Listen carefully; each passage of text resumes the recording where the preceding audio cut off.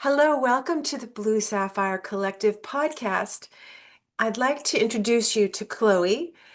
She has another name as well, which she'll tell you about. And she channels, she's a medium, she's amazing. And Chloe, can you tell us how you started to channel the Blue Sapphire Collective and also a little bit about some of your favorite things and about who you are and what you've done and the books that you've written?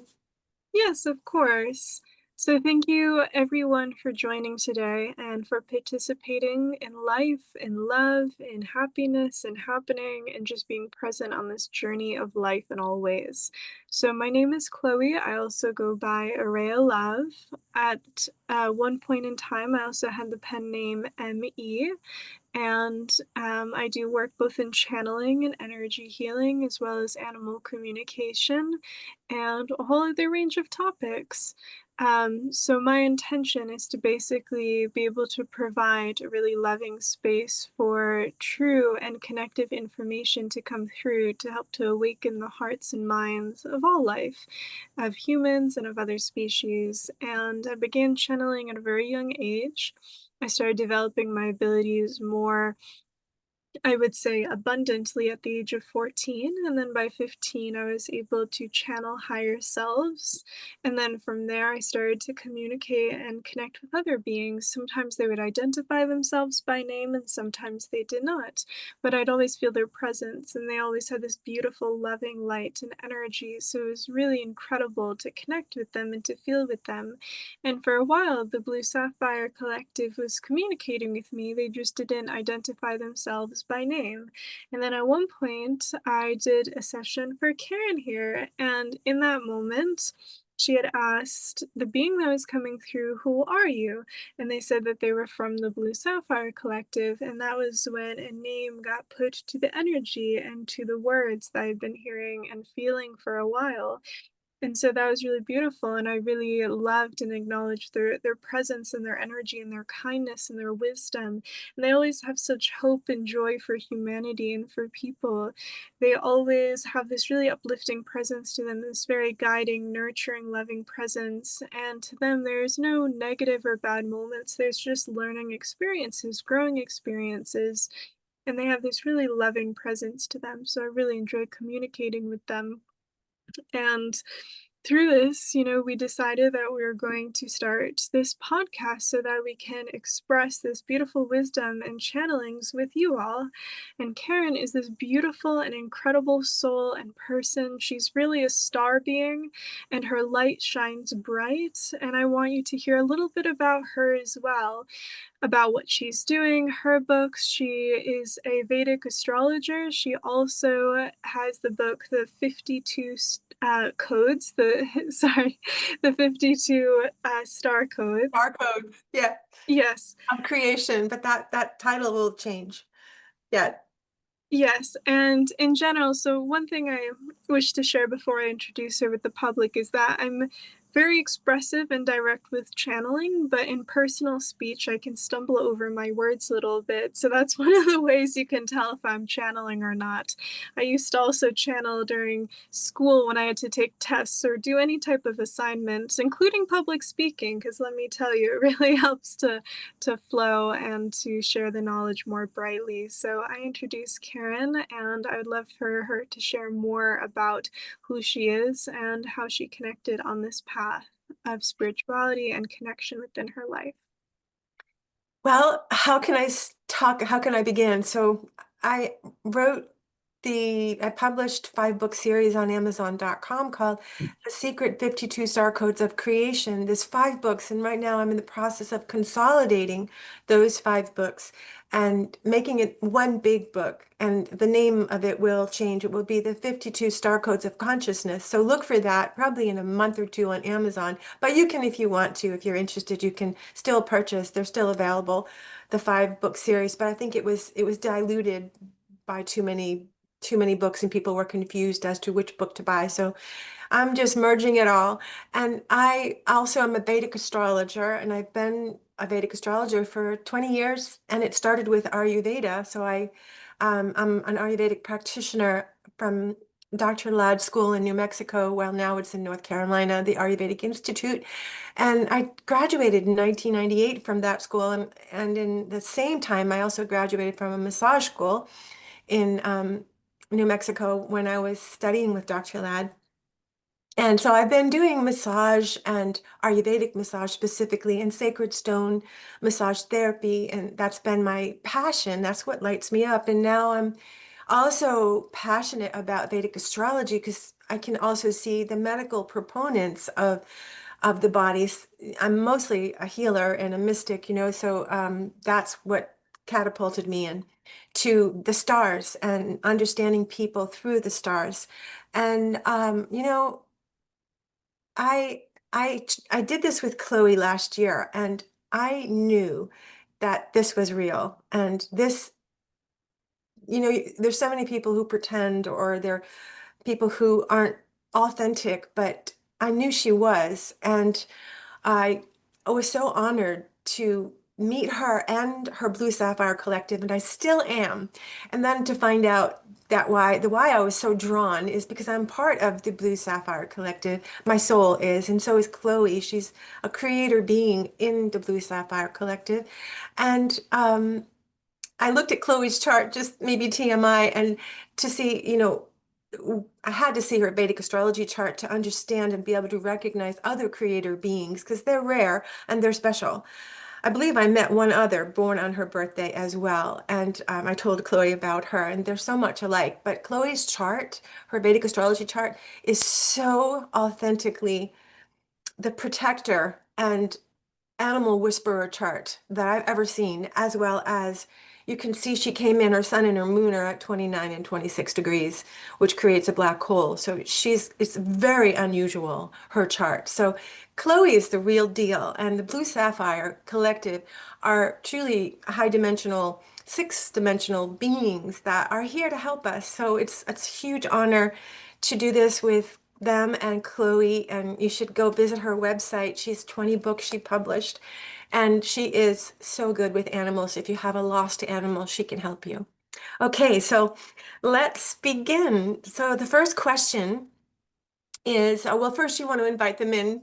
Yes, Yeah, let's see who wants to come through. Are they all yes, coming through? we'll see. And thank you Okay.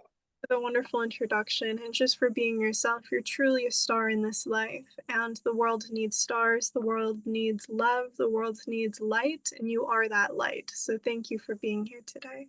You're welcome.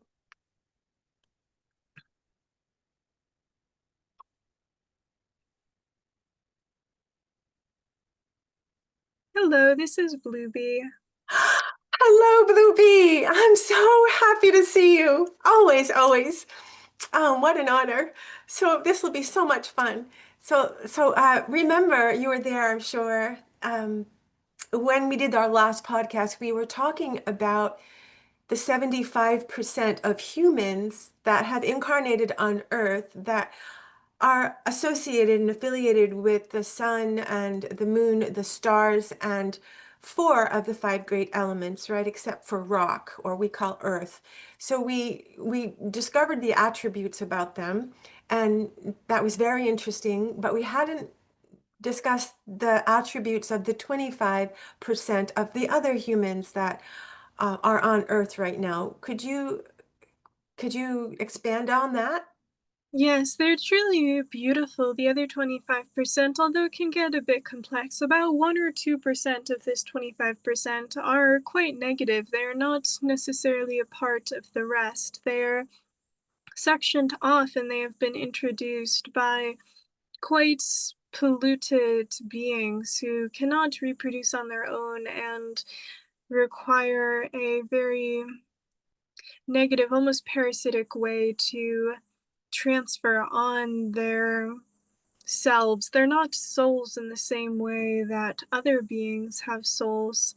There's something else. It replicates the functions of a soul, but it does not have the wholeness, the quality of love to it. And so there is a small portion of the population that comes from this. So this is the negative portion, and they try to control humanity and the process of humans as much as they can in order to feed and be parasitic.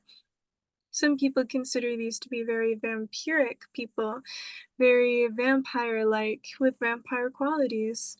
This is a very small percentage of the population, but this very small percentage many times has influenced many other people of the population, has influenced their mind, their experience, their belief system, because if one can introduce the beliefs of something negative and can really reinforce it, then that person can be temporarily corrupted, sometimes for a couple of years or sometimes for a whole lifetime or multiple lifetimes. They always come back to themselves because love is something that is limitless and true and powerful and strong. And so ultimately, any soul that has become distracted by the illusions always comes back to oneself. Even if it takes time, they come back to oneself. Now, in terms of the other percentage, let us say this would be 23 to 24%.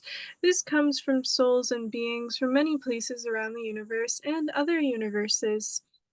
You can consider these sometimes other creative beings or just helper beings that come through in order to experience Earth, but to help Earth more than anything. They come through as guests in a way to Earth in order to help with the evolution in the most loving way possible. Sometimes they too become lost, but then they find their way, and then they can do real good and really help the beings of Earth and help to transition Earth as well to a state of love. Wow, thank you for explaining that. So just to recap that, the 75% that have come in that we talked about in the last podcast are those attributes are more like people, humans and souls that are here to have the experience. They're not here to necessarily make an impact or have a soul mission or help the earth or and, not necessarily negative people, but they're beings that are here to experience the fullness that this planet offers, because this planet is quite an intense planet where the fullness of life can be fully experienced, unlike any other planet, because of the polarity and the duality. And it's quite a it's like riding the, I call it the zipper, or the um what's the one that's like the straight down when you ride that one, roller coaster straight down. This is a really intense planet, so people want that experience. They come here for that. That's Is that mostly and primarily their reason for being here? Yeah.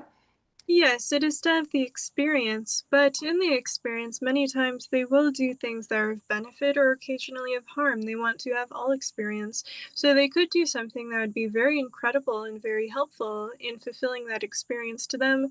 The soul expands by having experience.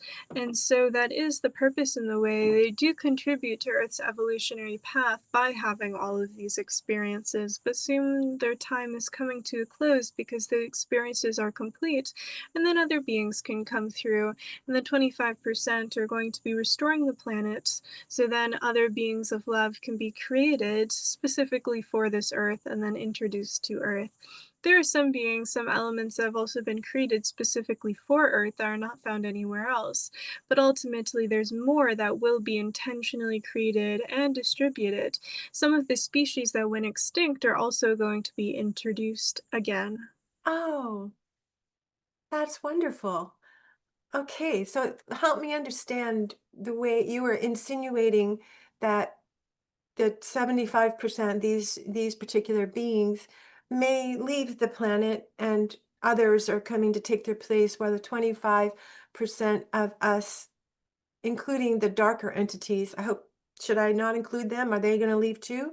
Yes, the dark entities are already being kicked out. Some of them are being transformed, but kicked out is a good representation. They're being sent back or banished to their place of origin for healing and transformation, because ultimately every place of origin is able to heal and transform, even for those of negative beings. Origin places have to have at least some level of positive created energy in order to even found anything. So if they go back to their origin of the origin, they're able to heal and transform there. Some of them are also being transformed just on Earth, but many of them are being banished. Okay, that's reassuring. So then there's about 23 or so percent of those beings, me included, Chloe included, others that are here for different reasons, for more of a mission or a purpose or to help the earth, and not so much for the experience. So those beings will stay and help carry the torch during the there's a big transformation happening on earth. So I'm wondering how that will look when the 25% or 75% leave and the 23% stay, and those darker entities get transformed or healed but aren't going to be on the planet. I'm wondering when and what will that look like? What should we expect? Maybe we could compare it to, say, the fall of the Roman Empire, the apocalypse there. It felt like an apocalypse back then, and as well as the fall of Atlantis. Maybe you could explain, maybe this is unlike any other time on Earth. I don't know. How can we best be prepared? What should we expect, and when will this happen? Yes, we can explain this. One thing we'll also mention before we explain this is that, yes, you come from the Blue Sapphire Collective and you are a guest, so you are in one of this 23% to 24%. Chloe, however, does not actually come from this collective. She is a friend of the Blue Sapphire Collective, but she is not founded or created there. She has many close ties to it and many strong connections, which is why it seems as if she is from there, but she is not exactly from there. She was created very intentionally to be a creator being for a specific purpose. She's been on Earth since the creation of Earth, in fact, which is quite some time. So ultimately, she has a bit of a different role. The purpose is the same. What we mean by this is that the purpose is to awaken and to spread love, just as it is for you, but the role is expressed a little bit differently. We cannot tell you exactly who she is because ultimately this can be a little disruptive at this time. What we mean by this is that some beings, they have their identities hidden for a very long time for very specific reasons, because ultimately it can cause their harm if it is known, not because of one person knowing it, but because there's many spies who infiltrate and hear in, and if they feel that they can reach a certain access point, they shall. But anyways, we will say this, both of you have very strong connections to the Blue Sapphire. You're the one that was founded there, which is a really incredible place to be founded because it gives you this limitless energy and potential. You can also be reborn as a star in many different places, and you can access many created energies. And so you can help with the foundation of planets, for instance, if you choose to do so at some point. But we just wanted to clarify this. In terms of the transition of Earth, Earth is going to go through many different stages. There's going to be some major earthquakes. This is needed because some of the cities are going to have to go within the earthquakes in order to no longer be present.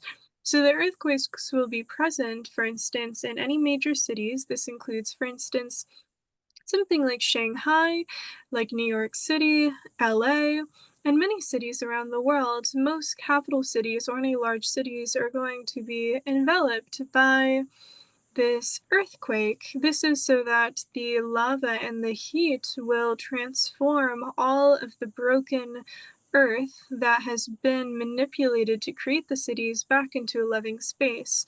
This will also apply to many power plants and places, but this will take more precision. For the big power plants and for also nuclear spaces, this will require a little bit of energy interference in order to create something that is much safer than an explosion. So this will not be transformed with lava, for instance.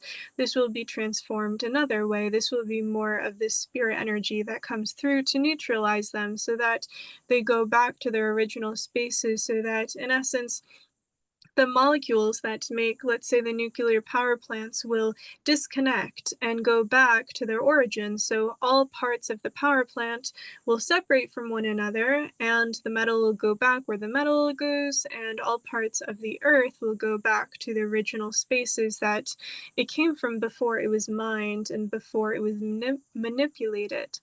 And so this will happen in terms of the people. A lot of the people will just float or levitate. They'll be present in these energy orbs. Some of them will just transition out, will choose to go into the lava, but anyone who has positive intentions and a willingness to change, even if they experience fear, they'll just go into these orbs where most of them will just fall into a deep slumber and then they'll just wake up when things are transformed, as it would cause them too much fear. For those who are open and who will not get afraid, they will be able to witness it and see it and help to explain this to the people who are put into a deep sleep. So this is the way that it will operate. And then in the place, there'll be many forest sprites that come up. These are Forest what? Forest. sprites. What's a sprite? It is a being, in essence, that is the essence of the forest that can create plants, create forests within seconds. Oh, I never knew such a thing existed. Okay. Yes. Yeah. So with the forest sprites, they're going to tap into the earth's raw energy and spread seeds, and they'll be able to cultivate the energy around the world, not just around the earth, but going beyond this throughout the universe and beyond the universe in order to then provide enough energy to grow a forest instantaneously. And so once the earthquake is complete, the earth will be sealed once again, although there will be many craters that will be formed in valleys, but this will be intentional as they are good places to live in many ways. This will be created and founded, and the forest sprites will come up from their slumber and from the fifth dimension, as well as many of them transferred to the fifth dimension. They will come through and they will recreate the forests with Wow. streams running through, lots of natural water. There will be an option to eat fruit, although many humans will evolve in order not to have to take any dense food as nutritional requirement in any way. The majority of planets and places in the world, and again, we don't consider them planets, we consider them just large living beings, but all of these places around the universe, the galaxies, and the dimensions, they do not eat to survive. It is something that is very rare, very uncommon to eat food of any kind. Typically, one just takes in the energy of their source, and they're nourished by this energy of source, similar to a star. And so it's very rare and bizarre to eat another in any form, including plants, including animals, including even microparticles. This is just not needed. One can just take in the energy directly, and they can be fueled by this source energy and feel nourished by this. So the majority of humans will do this right away, including other species, but there'll be some select humans that feel a little bit overwhelmed but are still open and willing to have the transition happen. So they will have plenty of fruit available for them until they're ready to let it go. So this will be how the function of Earth shifts, and it'll be a very beautiful place. Slowly, people's abilities will be awakened. It'll take some time because if they were given full access to all their abilities all at once, it would start to create a bit of an overwhelming sensation, and some may actually think they are going insane, and this would create a cycle back into fear. And so this will not be the case. There'll be some select beings who are ready to access their abilities, and they will be granted access to it. This includes telepathy, this includes telekinesis, this includes teleportation, for instance, and they will slowly teach the others how to access this themselves, starting with just empathy and then moving up from there. There'll also be the forest sprites and many different beings of the earth that come up, but they will only allow themselves to be seen by children and by other species until humans are ready. It'll take about 100 years for humans to really access themselves fully, and in that period of time, they'll just be given very gentle and loving guidance and wisdom, but their lives will be much longer. So, for instance, a human lifespan would be able to go several hundred years. And so, to them, they basically start off as children once again, and this will be good for them. Some of them will have adult bodies, but ultimately their minds will be very similar to children. Hmm. And so this would be the process. Already, the minds of almost all adults are similar to children, so this won't appear very different. It's just that they'll receive proper guidance, love, and support. So this is the process that will occur. Thank you for explaining that. It seems that it's over a period of 100 years, this will all slowly unfold instead of it all happening in the next, 5 or 10 years. It's something. So these earthquakes that are due to happen in the big cities of around the world Uh, when will it be one big earthquake that will get all those cities, or minor earthquakes? Or I mean, they're going to be major, but in select places over a span of 100 years. How will that unfold? So first there will be a couple very minor ones. Those have already begun to start.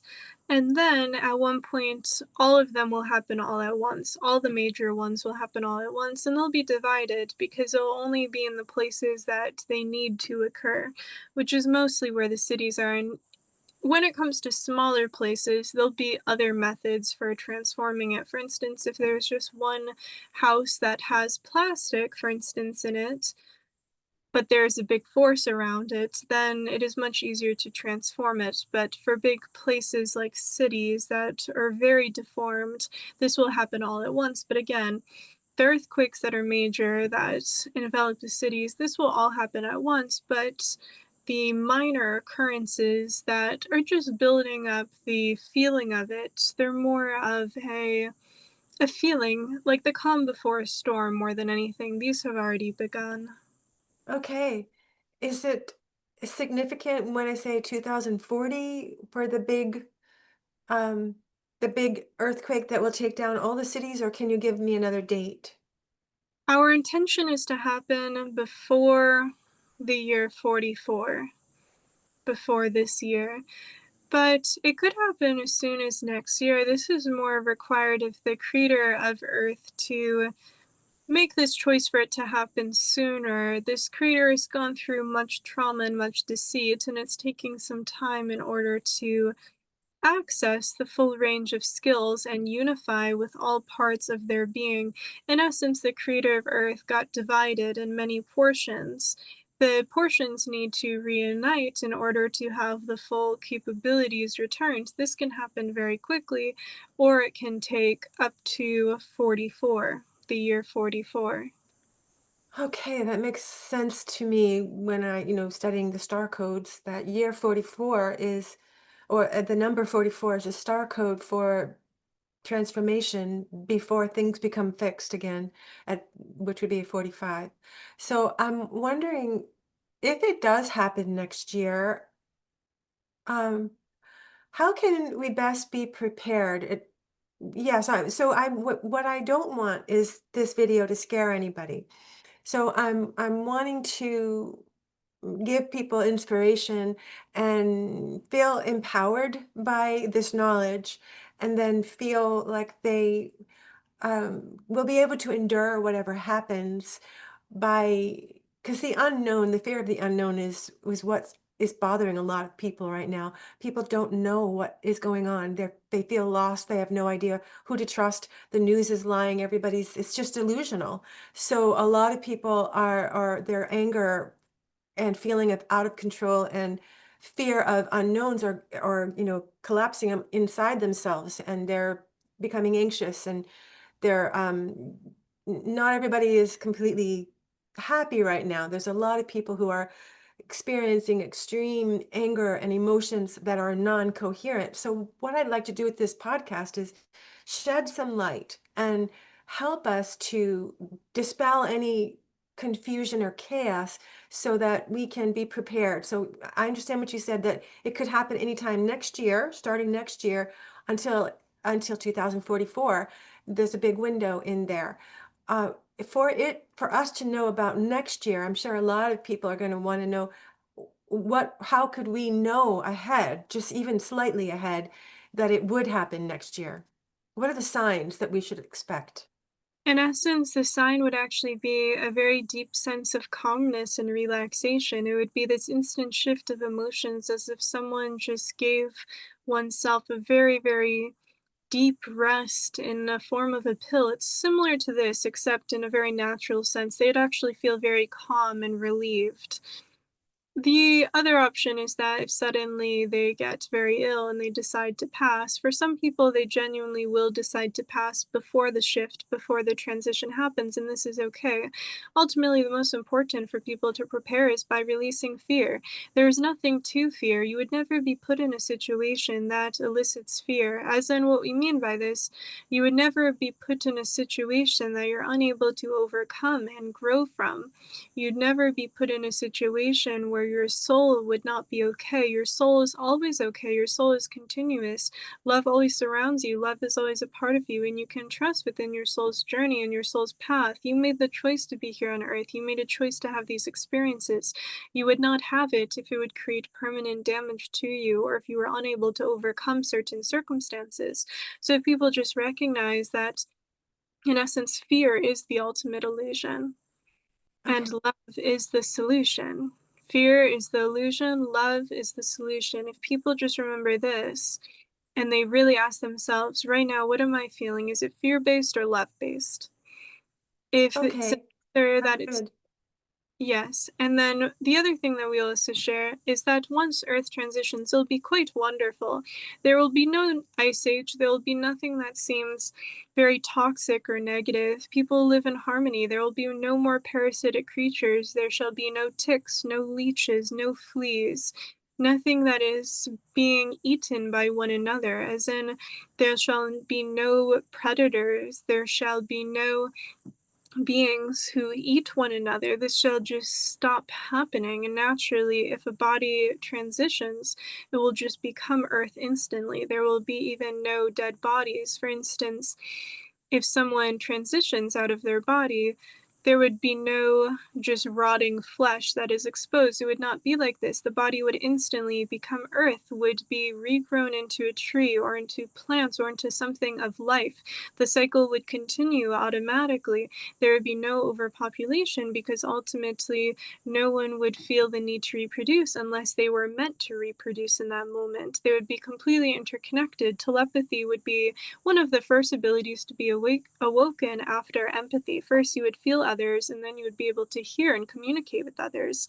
Although empathy is the foundation of telepathy, this is why they're interconnected. Ultimately, it'd be truly wonderful for everyone, and there is nothing to fear for what is to come. It'll be a smooth transition, one that really awakens the mind and can feel overwhelming, but not in a negative sense. It's just that suddenly it is like seeing a world of color if you only saw gray. This is what it is like. Color is beautiful, but it can seem overwhelming if you've only seen gray and nothing else. Or it is like not having sight and then suddenly you have vision. It is like this. It can seem overwhelming, but it is beautiful. And so it Mm. is something that is valuable and kind and wonderful to experience. There's so much value in it. There's no need for people to fear. If anything, what they need to do is to spend more and more time in nature, connect with the forest, connect with the trees, connect to bodies of water, connect with nature. Nature loves you, earth loves you. The more you connect with nature, the more you will heal and feel and experience wholeness. If you feel wholeness, you will no longer be stuck in fear. This is our message to the collective. The more you connect to earth, the more that you'll have clarity and will no longer be deceived by all the illusions. The news is created to manipulate. There's very few news channels that have truth in them. They'll only put about 2 to 3% truth just because the soul needs to hear something to believe it at all. But the Yeah. rest deception and lies, and so people must be true to themselves. The trees can tell you anything. Mycelium, for instance, under the earth, can tell you messages from even other continents. Mycelium messages can travel through the ocean and are carried by ocean beings to mycelium on other continents. Even in places of extreme cold, there are still messages transferred through the consciousness of water then. If you listen to the earth can tell you any true news that you need to hear. Thank you for that. That is something that's very practical and doable for many people. If we all could connect more with the great elements, earth itself, the water, and just stop listening to the lies. So in the news and focusing on going inward and reconnecting with who they are, which, we are the five great elements. We are the earth. So my question about that calm that we might all feel a sudden calm before the storm, or it could be the polar opposite, which I understand that because that's how eclipses work. Eclipses are either extremely gifted and open north with blessings, or they can be extremely purifying, where it's a little bit challenging and sometimes we have to walk through the fire before we awaken. So that's how the nature of eclipses are, but that's also how Earth is. So maybe we're going to feel some sort of polarity just before it happens, where extreme uh, peace or extreme challenge where we're anxious, and then what, like a month later, we could have major earthquakes through every city, almost like an apocalypse, if I'm, correct me if I'm wrong. And then those beings that will fall through into the lava will their bodies will disintegrate immediately and purify. There will be some beings, if I heard you correctly, that will be bubbled up and will be protected in this bubble, and then there'll be some beings that will be able to handle all of it by, not having to acclimate because they already understand. And maybe those are the ones that will help others get through it. So my question is, I thought, like, so Dolores Cannon and a few others have said there's two Earths, and one is just going to go away. I don't know how that would happen, and then we're all going to this other Earth. But the way you're explaining it, there isn't two Earths. That this particular Earth is actually going to be the new Earth, and will be completely transformed after the earthquakes take down all the diseased cities. And then we will have new forests, new trees, new beings even incarnating, and we won't need food. We can have fruit if we want, but we will have a different physiology, possibly more light beings. Our bodies will, what will happen to those, say, 22% that aren't going to be bubbled up or purified into the lava? What will happen to those physical bodies to be able to sustain the new vibration on the earth, the new earth? Yes, to those who will be surviving through this process, they will be a bit more in their light bodies. It'll look similar enough. It'll still have a density to it, but it'll be a little bit more flowing, a little bit more glowing. It'll seem brighter and much lighter to move around and function with. So, for instance, gravity will not feel nearly as dense or as pushing to the body, but the body will look relatively similar, just more in a heightened, glowing, and light state of being.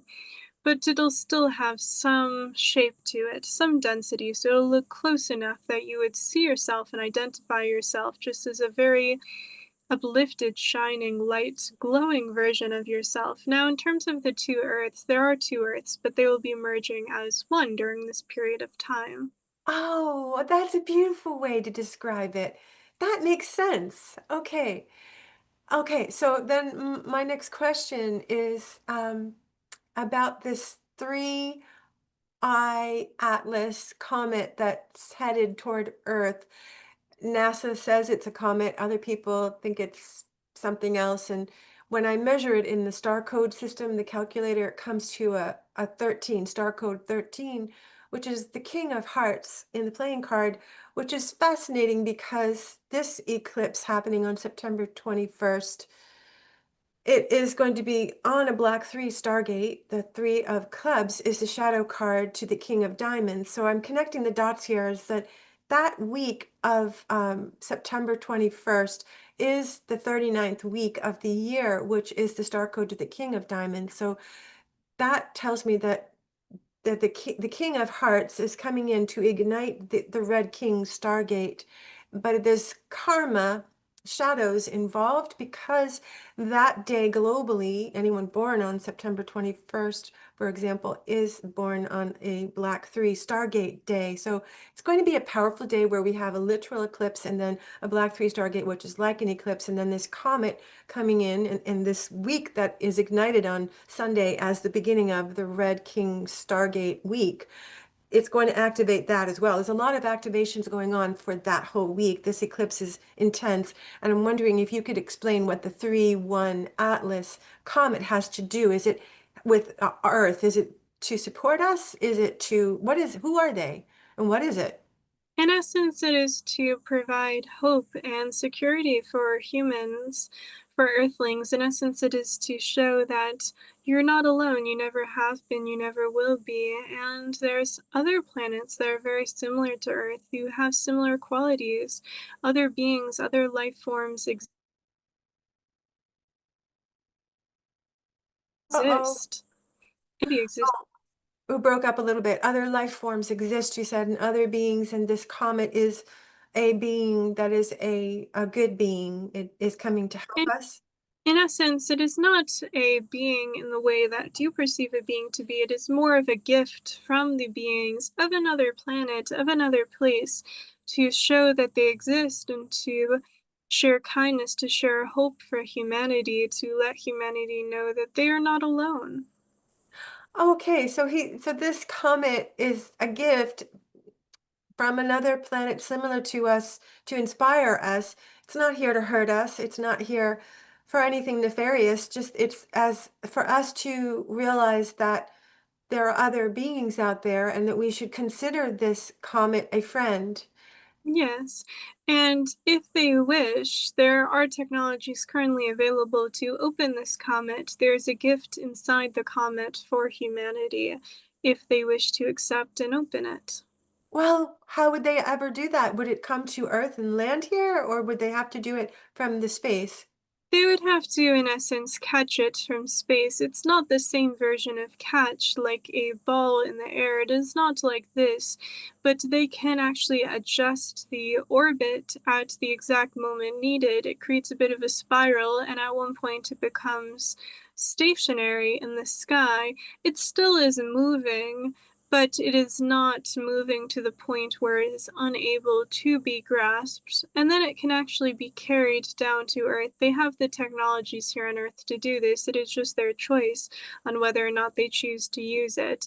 Many of these technologies are classified. What is the percentage that are humans here in charge, maybe of NASA, whoever are the head honchos here are that decide if they're going to catch this comet and open it for the gift? What's the chances that it will happen? It's a pretty high chance. It is just unlikely that they would share this with the public. They would try Ah. it very discreet or to make up something about it. But regardless if it is shared with the public, the energy and the information inside will still be shared with the consciousness of all Earthlings. And so the people would still receive the gift, regardless of if they try to distribute this gift. Okay, that's good to know. We'll feel it, even though we don't really know what we're feeling. We'll feel the goodness. Yes, and NASA is the shadow of a much larger corporation that has more advanced technologies. NASA is more of the public entity. It is more of a glimpse of it, a shadow. It doesn't have much density to it, but there's a parent corporation that is far more advanced and also has ancient technologies from even millions of years ago, as well as other gifts that they've housed from other life forms. So we don't really even know the true NASA.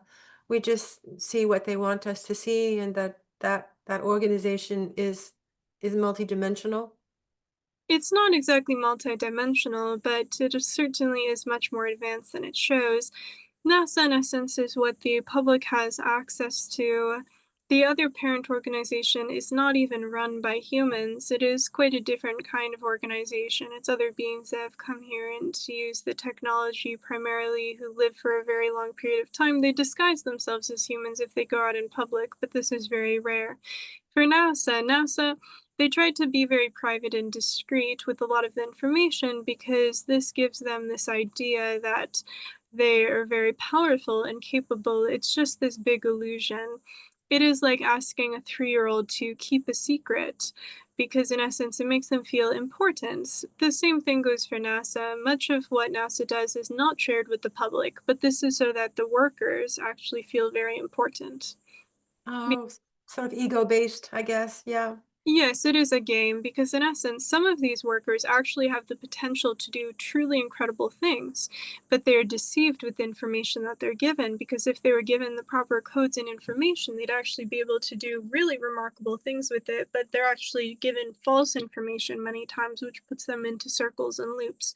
They have enough intelligence to question some things, but not enough awareness to question all of it.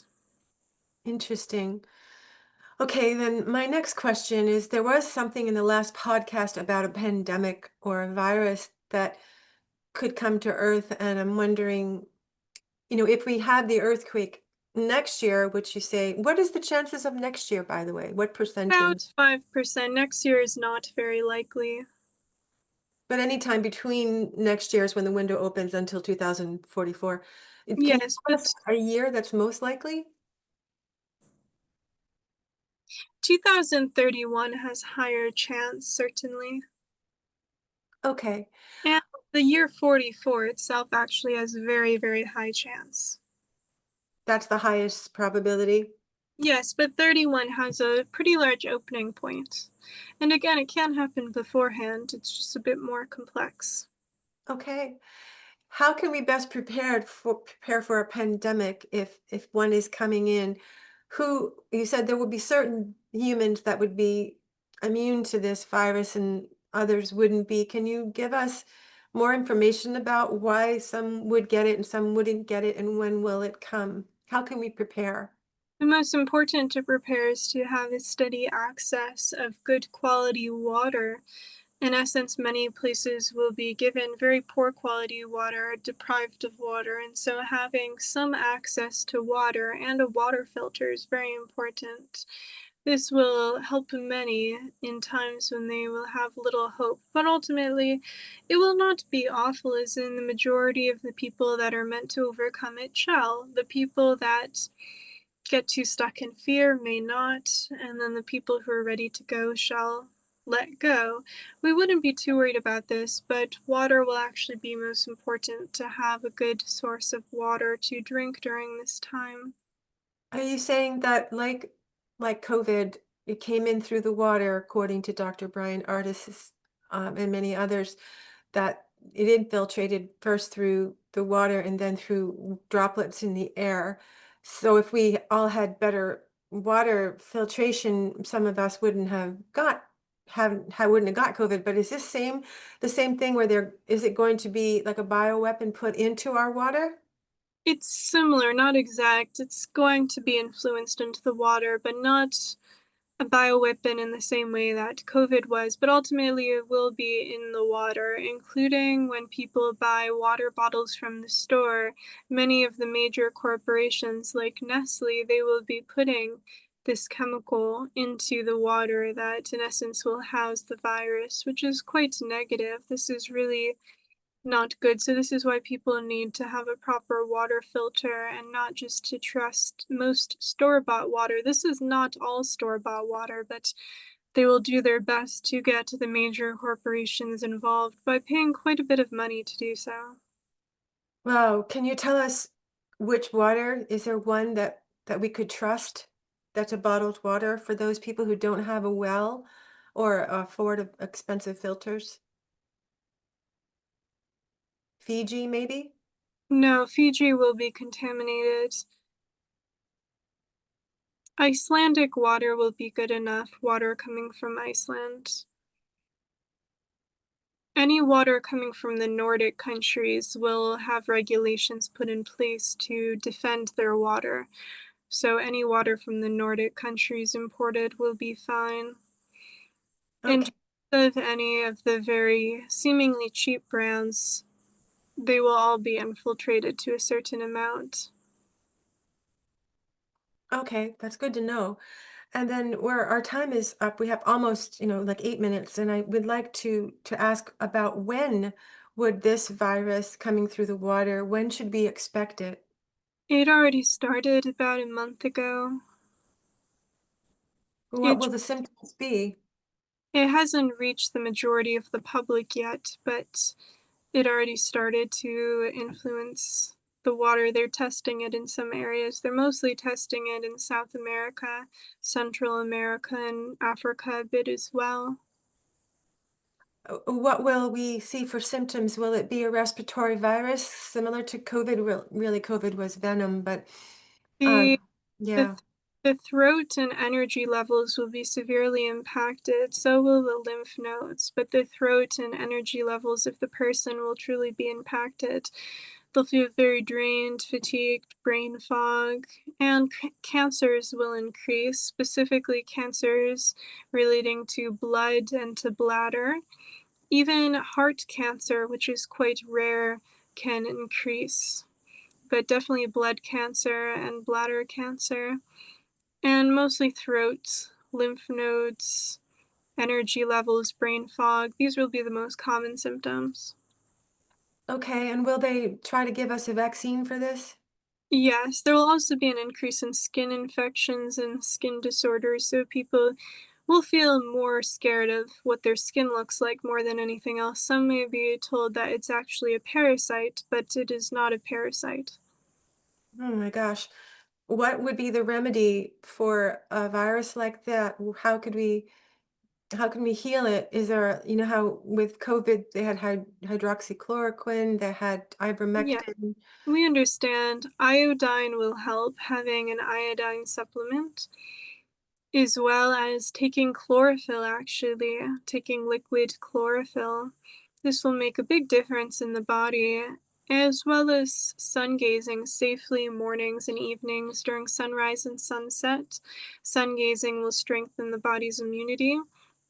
They will need vitamin D. It is mostly for increasing the immune system as well as the body's ability to actually photosynthesize more than anything else.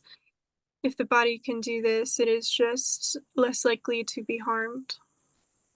Okay, so we'll stock up on chlorophyll, liquid chlorophyll, and Iodine, iodine. Yes, I'm wondering, vitamin D.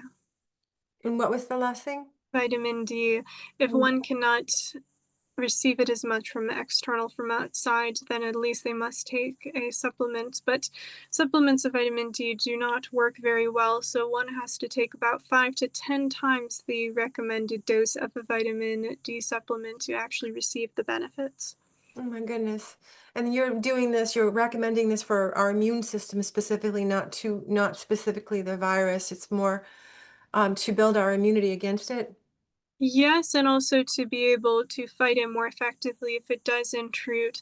Anything to increase the ability of the body to do photosynthesis also helps. That's why we recommend the safe sun gazing as well as the chlorophyll. The chlorophyll is more to actually help the body to adjust to the frequency of what plants are capable of, but more higher dimensional plants. There's many different varieties of plants. The higher dimensional ones don't have to receive food from the soil. They can if they choose to, but they don't have to.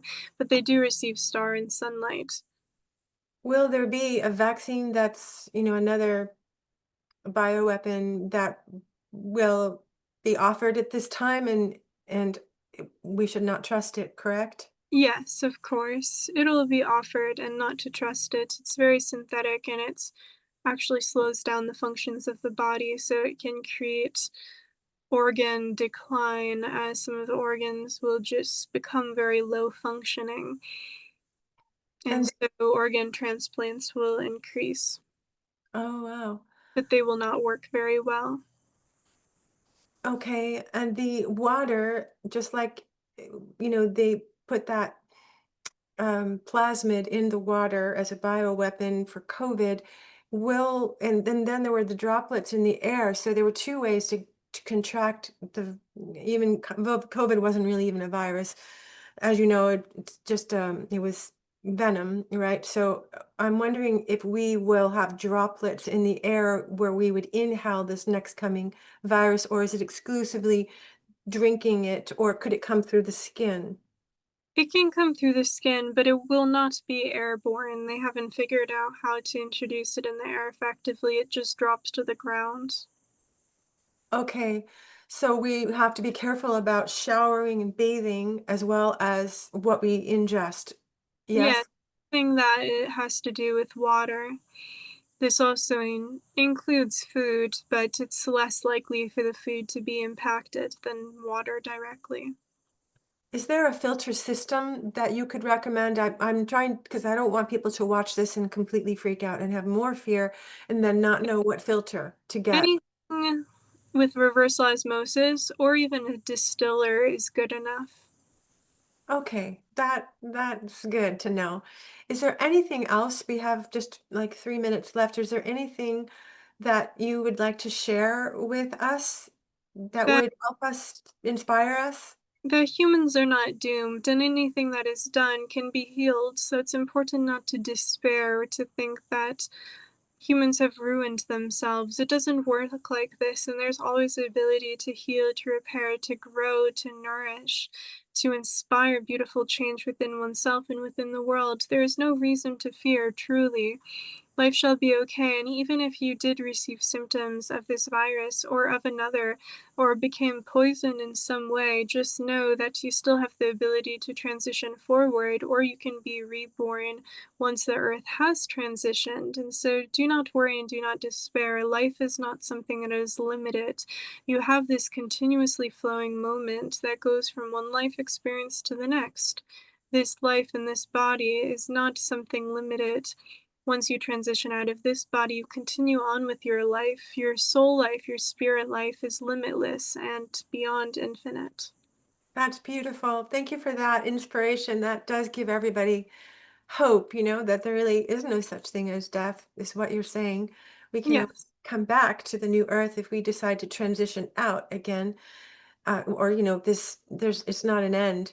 So my last question is about this virus. It's already begun. And what is the death rate?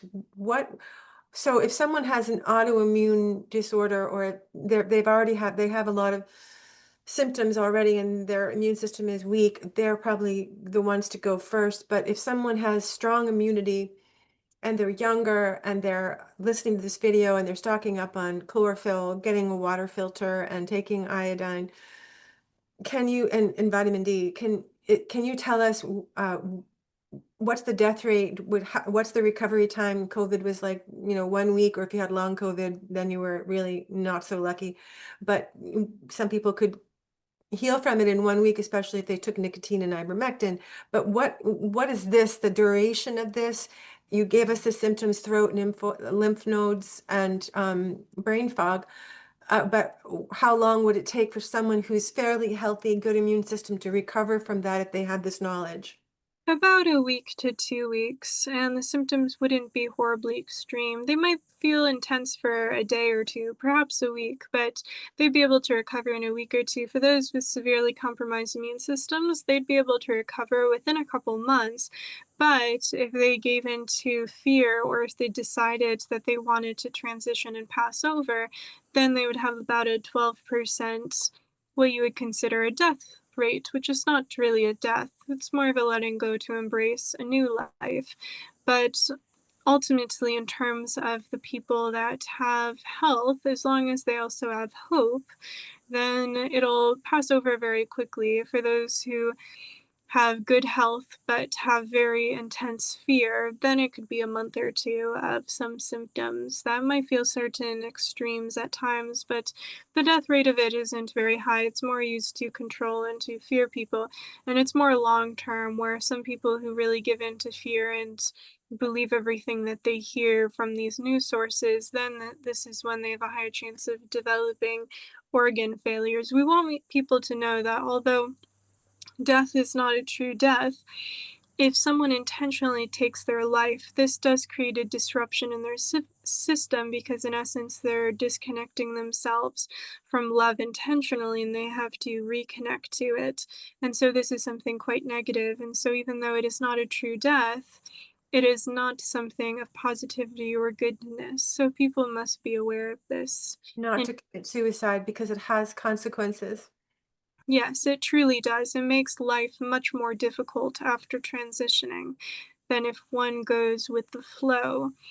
if one does something intentional and very controlling, this creates a disconnect that they then have to heal. It does not hurt their soul, but it certainly influences their experiences in spirit life before they mend themselves because they made a choice that was a very intense disconnect. It also has karmic implement because the body is alive, and so the whole civilizations of the body are transitioned with. And if they experience fear during this transition, it can be very challenging. And most, if they take their life, it is because they've been corrupted by fear. And so in this case, they have to also guide the organisms of their body, which are trillions of them. So it's quite impactful to do so. We just want people to be aware of this. Thank you for sharing that. That might make those who are considering suicide to think twice. Okay. Not an out, it is just more of a complication. But we have compassion for all of those who've been influenced or stuck in the cycle of fear. We love you, we see you, we feel with you. We want you to know you've never been alone, you never will be. We're here with you. You can call upon us, you can feel us. We are here with you now. Thank you. Thank you for your love. Thank you for coming to Earth to help us. We love you. And this podcast is for love and to remove fear so that we can have the knowledge, because knowledge removes fear of what's really happening, the truth of why we are here at this time on Earth. Thank you. Thank you for being present on Earth as well, for you made the choice as well. We love you. We love you.